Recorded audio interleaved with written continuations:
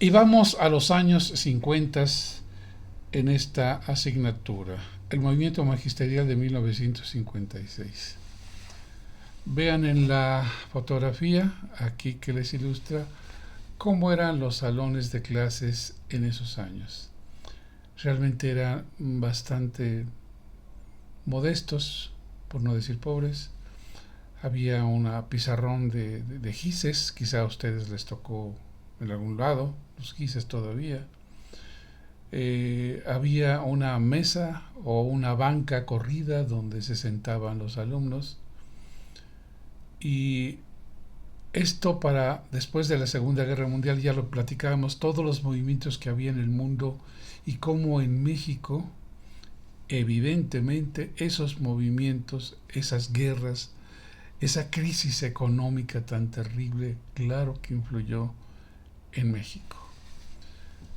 Pero antes de iniciar con este movimiento magisterial de 1956, le quiero platicar cómo era la educación antes, en los años 40 y antes de los años 40. En la época revolucionaria, pues evidentemente quienes resultaron más afectados eran la gente del campo, la gente de la ciudad que tenía pocos ingresos, artesanos, trabajadores, eran los más afectados, porque no tenían educación. Su educación era muy pobre. Y entonces, después de la revolución, ya en 1917 con la Constitución, donde el artículo tercero marca una educación gratuita, una educación libre, se inicia con lo que se llamó la instrucción rudimentaria. Esa cartilla eran 3 hojitas chiquitas donde se manejaba aprender a leer, aprender a sumar, restar, multiplicar y dividir. Con eso se iniciaba en México la educación por-revolucionaria. Quiero decirles que había escuelas muy importantes, había Escuela Nacional Preparatoria, había universidades, pero en general en el campo, en general alrededor de las ciudades, no había esta educación. O sea, muy pocos tenían esa gran oportunidad, el privilegio de poder estudiar. Entonces, esto fue la instrucción rudimentaria. Ya para 1917, cuando se decreta el hecho de los principios educativos para México, por ejemplo, vean esta fotografía. El maestro, este maestro del medio, estos eran los alumnos en una escuela, en una pequeño pueblo que ya tenían uniforme hacia los años 50. Los niños que no tenían el piso pues de tierra y las bancas sobre las que trabajaba el maestro, sus ingresos eran muy precarios. La aportación que la revolución dio fue la creación de una Secretaría de Educación Pública.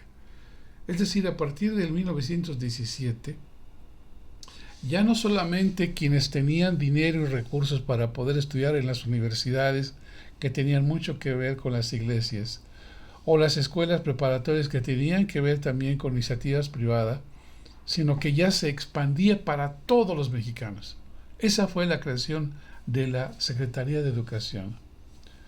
Muchos de estos profesores, Gregorio Torres Quintero, Eulalia Guzmán Barrón, Vasconcelos, Carranza, todos ellos tuvieron la oportunidad en ese entonces de hacer lo mejor que el presidente en esos entonces, los presidentes a partir del movimiento revolucionario hasta 1945 hicieron. Váyanse a estudiar a Estados Unidos, váyanse a estudiar a Europa, cómo está la educación. Y fueron alumnos de gentes como Rebel y Dewey y Dacrolí, que son los iniciadores de la educación moderna, que hasta la fecha la llevamos. Y entonces también hubo una aportación que es importante y que no debemos dejar de lado. La característica de lo que Cárdenas junto con Vasconcelos hicieron. Escuela socialista, pero no en el sentido de movimiento político, sino en el sentido de que eran para la población, que eran para toda la gente, sin distingos de raza, ni credo, ni cuestión económica, sino eran para todos, que era emancipadora, única, obligatoria, gratuita, científica o racionalista, técnica de trabajo, socialmente útil e integral. Miren, esta palabra de científica o racionalista era un concepto que venía de Europa con Comte, el creador de la estudio de la sociología, que hablaba del pensamiento positivista, que no hay nada más que lo científico y que lo académico. Esto fue debatido después por los filósofos, pero esta era la idea de la escuela en nuestro país.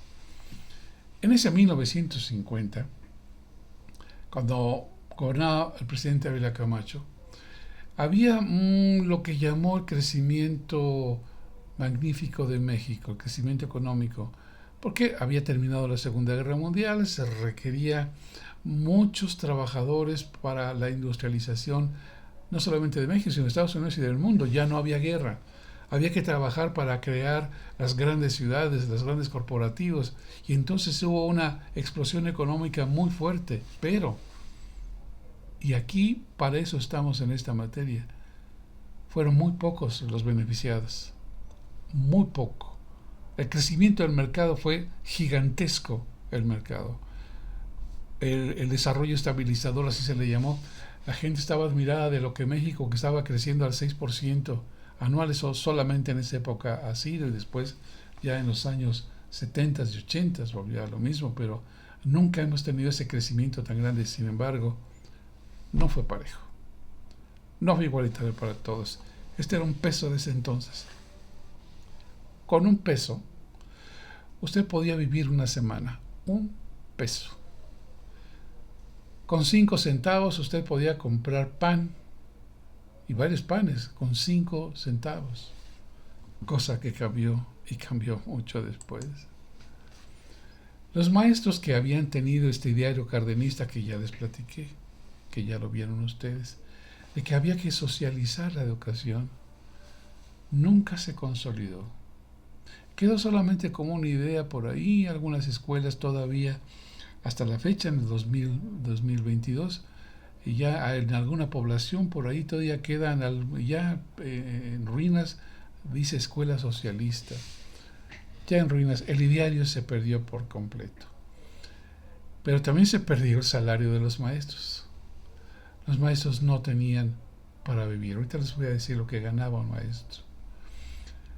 Para 1958 los maestros estaban muy molestos. Las escuelas primarias invadieron el Zócalo. Y la respuesta de las autoridades nos hizo esperar, habiendo varios muertos y decenas de heridos. Los maestros salieron a la calle. Los maestros pasamos hambre.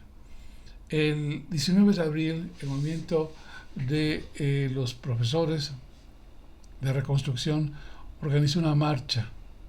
Este movimiento de reconstrucción magisterial. Les voy a decir cuánto ganaba el maestro en ese entonces. Un buen maestro pagado en tiempo completo ganaba 640 pesos al mes en 1952.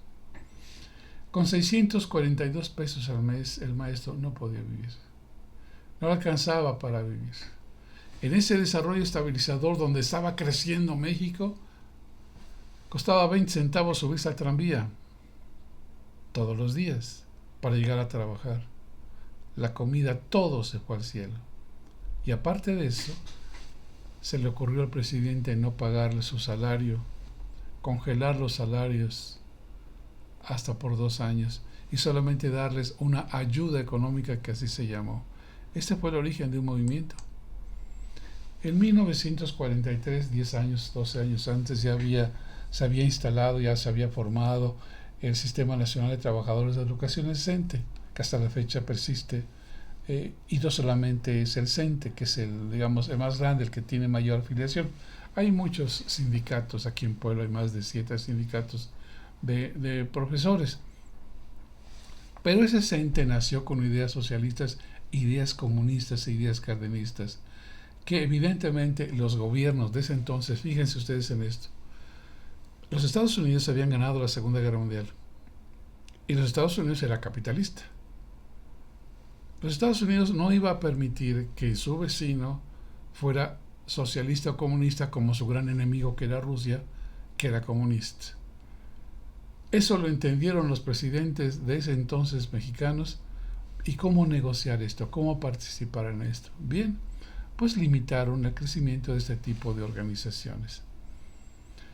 En 1958 estalla el movimiento, es reprimido por el Estado, pero esto no funcionó. La inflación de la posguerra, como ya les dije, afectó a todo el magisterio de primaria capitalino, pero no solamente, al principio solamente era en la capital de la República, lo que era entonces el Distrito Federal, ahora Ciudad de México.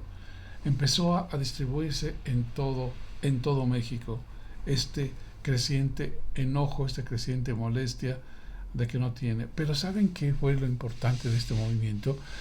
Que los padres de familia se unieron a ellos. Los padres de familia dijeron, el profesor tiene que tener para comer. ¿Se acordarán ustedes de películas mexicanas donde sale un maestro? ¿Se acordarán ustedes incluso de una película de Cantinflas, el profesor? Donde el profesor vive de la comida que le dan y el lugar, el techo y la cama y la camita que le da las familias. Porque no tiene el dinero para tener su propia casa, su propia comida, y eso era una realidad. Una realidad que vivimos aquí en Puebla y en Tlaxcala hasta los años 80. No crean que hace mucho lo vivimos con dolor. Por eso el movimiento magisterial de 1956 culminó cuando el presidente de la República pudo asimilar que si no tenía un salario justo, equilibrado, los maestros, no habría educación en el país, y los padres de familia, la sociedad, lo apoyó. Vayamos a otro movimiento en la siguiente clase.